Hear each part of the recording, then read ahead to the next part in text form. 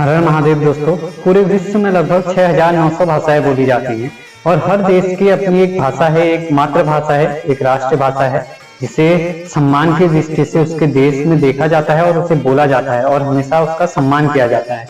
क्या हमारे देश भारत में भी हिंदी भाषा को उतना ही सम्मान मिल पाता है जितनी वो हकदार है, जितनी एक मातृभाषा अपने राष्ट्र में अपना सम्मान चाहती है? अगर सही मायने में कहूँ तो ऐसा नहीं है। हमारे देश में अंग्रेजी को ज्यादा प्राथमिकता दी जाती है।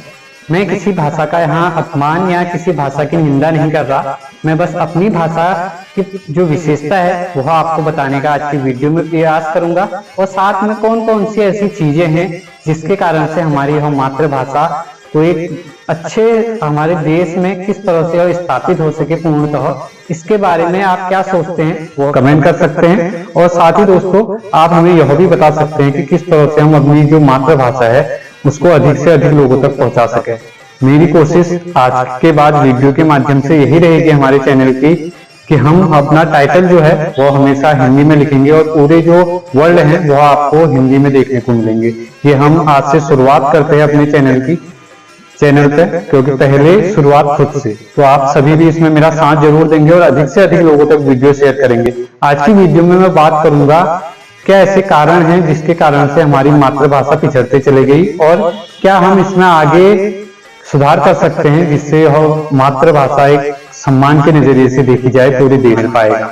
आप अपना सहयोग इसमें कर सकते हैं। वीडियो को अधिक से अधिक लोगों तक शेयर करें और वीडियो को लाइक करें। चैनल पे पहली बार आए हैं तो सब्सक्राइब जरूर कर दें, क्योंकि हम भारत से जुड़ी हुई कुछ महत्वपूर्ण जानकारियां आप सभी तक पहुंचाते हैं। साथ में संस्कृति, इतिहास और परंपराओं से जुड़ी हुई, साथ में भारत के कुछ प्रसिद्ध मंदिरों से जुड़ी हुई जानकारी भी हम आप सभी तक पहुंचाने का प्रयास करते हैं। देवों की भूमि ऐसी जिसमें अनुभव स्वर्ग के जैसा। दोस्तों, किसी देश, प्रदेश, जिला या गांव को विकसित बनाने के लिए सबसे महत्वपूर्ण भूमिका होती है उसमें भाषा किस तरह की है और किस तरह से वहाँ की व्यवस्थाएं चलती है। हमारा देश, जैसे कि आप सभी जानते हैं, विविधता में एकता का एक प्रतीक है। वैसे ही हमारे देश में 122 भाषाएं बोली जाती हैं जो विभिन्न अलग अलग प्रकार की हैं और हमारी संस्कृतियां भी थोड़ा बहुत अलग अलग है। लेकिन इनका एक संक्षिप्त में अगर आप विस्तार देखते हैं तो आपको यह एक ही स्वरूप में देखने को मिलेगी। यही विविधता में एकता का एक प्रतीक है।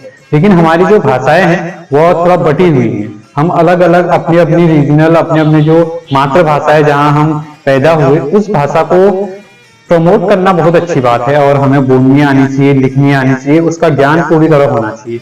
लेकिन उसी तरह अपनी मातृभाषा हिंदी का ज्ञान भी हमें पूर्णतः होना चाहिए, ऐसा मैं मानता हूँ। अंग्रेजी को तीसरे नंबर पे रखना चाहिए, क्योंकि दूसरे नंबर पे जिस तरह हमारे आर्य समाज में अगर आप देखते हैं तो आपको अंग्रेजी भाषा पहले स्थान पे मिलेगी। लेकिन अंग्रेजी भाषा में बहुत से ऐसे त्रुटियां कहे, बहुत से ऐसी गलतियां हैं जिसे मैं मानता हूँ कि जो बहुत बड़ी हैं, जिसे हम समझ नहीं पाते हैं। और दूसरा, जो हमारे वहाँ 122 भाषाएं बोली जाती है पूरे भारत में, उनकी जन्मदायिनी सिर्फ एक प्रमुख भाषा है संस्कृत, जो हमने छोड़ दी। उसके बाद हमारी मातृभाषा हिंदी है।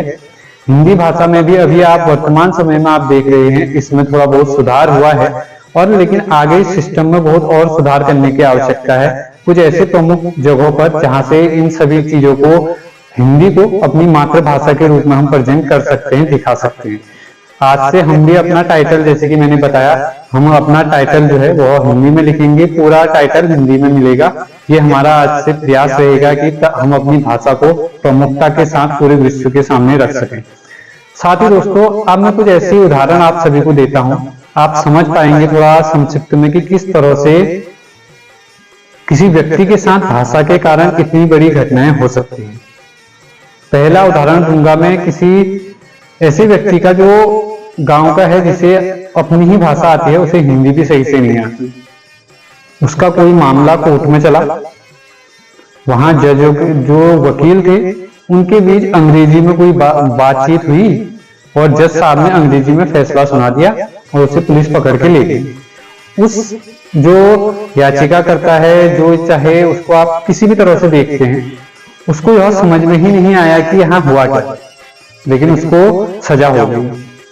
तो मामला जिसका था उसको पता ही नहीं कि क्या बातें हुई और उसका जो ओपिनियन है वो क्या है, उसे समझने वाला नहीं है क्योंकि वो बोल नहीं सकता अंग्रेजी। तो इस तरह से कई ऐसी घटनाएं हमारे समाज में भाषा के कारण हुई है। और दूसरा उदाहरण दूंगा मैं मेडिकल में बहुत से ऐसी चीजें हैं जहां पे बहुत सी ऐसी डिफिकल्ट वर्ड होते हैं जिसे बोल के जो है पेशेंट को पता नहीं रहता कि ये चीज है क्या, लेकिन उसका इलाज हो जाता है, ट्रीटमेंट हो जाता है, वो सही हो जाता है, लेकिन उसे पता ही नहीं होता कि उसका किस चीज का आखिर सही, किस चीज का इलाज हुआ था, क्या चीजें वो थी, क्या करने से उसे, बहुत सी चीजें हैं जो उसे पता नहीं रहती। तो इस तरह दो मुख्य चीजें हैं, एक न्याय व्यवस्था और दूसरा स्वास्थ्य। ये दो प्रमुख चीजें किसी समाज, किसी देश को विकसित और अच्छा बनाने के लिए महत्वपूर्ण योगदान रखती है। तो मैं इन दो उदाहरणों से समझता हूं कि जो अंग्रेजी भाषा है वह हमारी मातृभाषा के रूप में प्रेजेंट नहीं की जा सकती। वैसे भी अंग्रेजी भाषा में मैं कुछ एक उदाहरण दूंगा आपको। मैं भाषा का अपमान नहीं कर रहा, लेकिन शब्दों की कमी का मैं वर्णन जरूर करूंगा। शब्दों की कमी क्या है, NOW को भी नो पढ़ा जाएगा कि NOW को भी नो पढ़ा जाएगा। अब दोस्तों बात करते हैं किस तरह से यह भाषा पिछड़ती चली गई और अंग्रेजी हमारी मातृभाषा के रूप में प्रेजेंट अभी वर्तमान समय में थोड़ा इस पर कमी आई है, लेकिन पूरी तरह हमारे सिस्टम, हमारे दिमाग, हमारे जहन, हर एक व्यक्ति के जहन में ये चीजें बैठ चुकी हैं। लेकिन अब इसे सुधारा कैसे जा सकता है? पहली चीज मैं जहां तक समझता हूं, इन दो सेक्टरों में बदलाव होना चाहिए।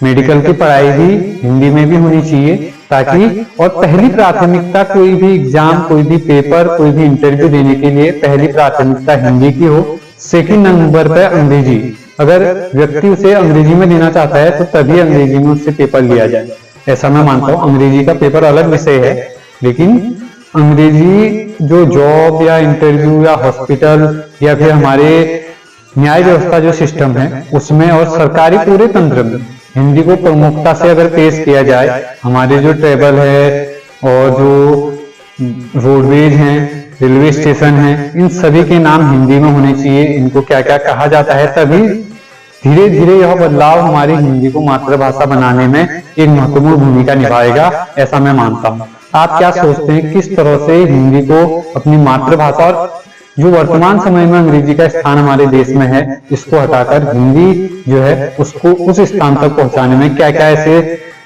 आपका सुझाव क्या हो सकता है, वो भी आप हमें कमेंट करके जरूर बता सकते हैं। हमारा लक्ष्य किसी भी भाषा का अपमान करना या उसे ठेस पहुंचाना या उसकी बुराई करना नहीं है, बस अपनी भाषा को प्रमुखता से रखना, उसकी विशेषता बताना और दूसरी भाषा में मुझे कहाँ पर कमी लगती है उसके बारे में आप सभी को बताना इस वीडियो में मेरा प्रयास था। अगर वीडियो अच्छी लगी तो वीडियो को अधिक से अधिक लोगों तक शेयर जरूर कीजिएगा और हैशटैग भारत की भाषा हिंदी भी हैशटैग में आप कोई पोस्ट कर सकते हैं, वो भी हमें पोस्ट करके जरूर, किसी भी सोशल मीडिया प्लेटफॉर्म पर आपको ये हैशटैग मिल जाएगा, आप वहां पोस्ट करके अपनी जो राय है वो हम तक पहुंचा सकते हैं। दोस्तों जुड़े रहे देवभूमि इंडिया के साथ, मिलते हैं नेक्स्ट वीडियो में भारत की किसी और प्रसिद्ध और प्रमुख जानकारी के साथ।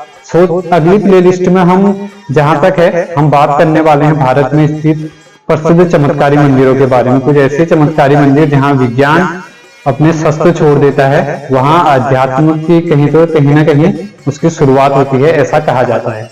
तो आइए कुछ ऐसे ही चमत्कारी मंदिरों के बारे में आप सभी को सीरीज में जानने को मिलेगा। जुड़े रहे देवभूमि इंडिया के साथ। यह वीडियो कैसी लगी कमेंट बॉक्स में कमेंट करके जरूर बता दें और शेयर जरूर करें दोस्तों। और आप किस तरह अपनी जो मातृभाषा हिंदी है इसको एक सम्मान की स्थिति तक पहुंचा सकते हैं, उसके सुझाव भी हमें जरूर दें। जुड़े रहे देवभूमि इंडिया के साथ, मिलते हैं नेक्स्ट वीडियो में। जय हिंद।